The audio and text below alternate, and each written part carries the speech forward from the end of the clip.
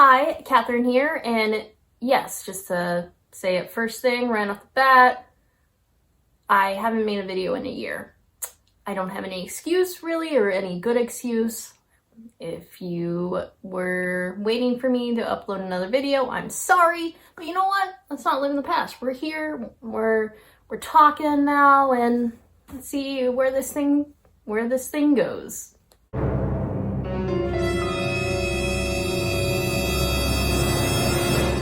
Alright, so if you're new or you've forgotten because it's been a year, this series is called Should I Be Worried? And it's about essentially, it's just me talking about things that maybe we should be worried about or also not worried about. We discuss it and figure out how legitimate, how pertinent it is for us to be worrying about this particular topic.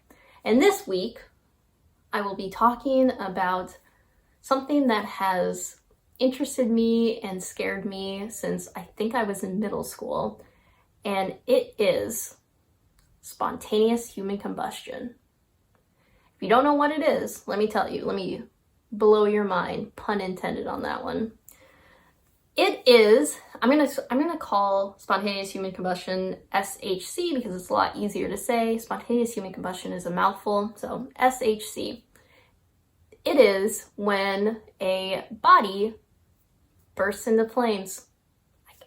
No need to sugarcoat it, because that's what it is. You spontaneously combust. 1 minute you're there, and 1 minute you're a ball of fire. Terrifying, right? Yeah, but is it true?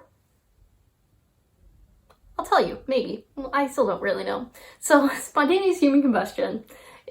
There's been reported cases since the 1600s. I think the first one I saw was 1641, and there have actually been ones in the more recent times, so it wasn't just a thing of the past when people were like, oh my God, just like when people thought there were werewolves. Like, it's not that. People still actually think spontaneous combustion is happening. I don't know, maybe people still think werewolves are a thing.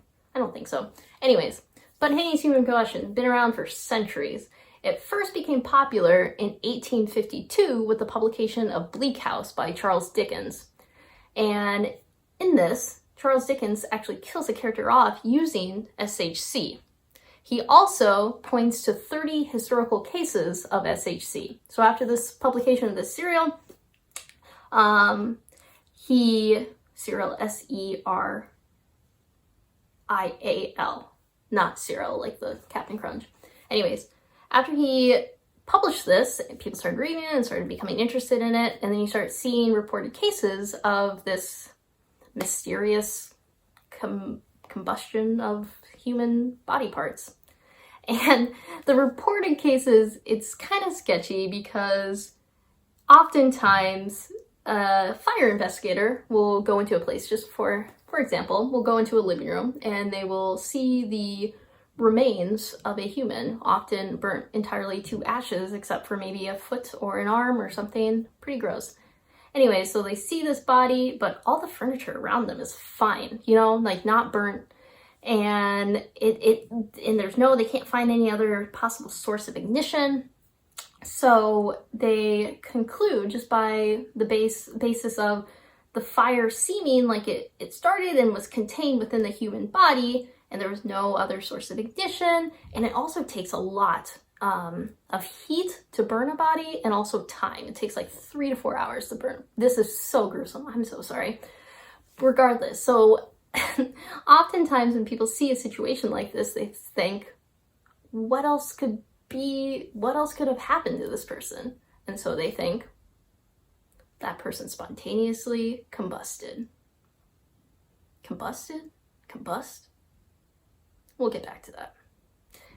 So, SHC is, it's often contributed to a few different things, different causes of it.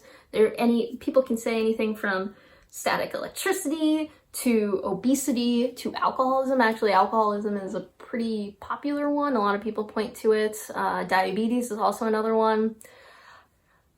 There's not a lot of good science behind any of those theories. The one that I thought was could be the most plausible is actually has to do with acetone. And so just to give, I'm not a biologist, I'm not a scientist, I'm not really even all that good. I wasn't even very good in science as a kid, so maybe do your own research on this. But acetone, so your body has really only, it doesn't have a lot of flammable substances in it. It's mostly made of water. I know that even with my limited science knowledge. So body's mostly made of water. The only flammable stuff in your body is really fat tissue and this thing called acetone. And acetone, you'll know it because it's in rubbing alcohol, furniture polish, nail polish. It's also made in your body. So your liver breaks down fats into ketones, and one of the 3 types of ketones is acetone.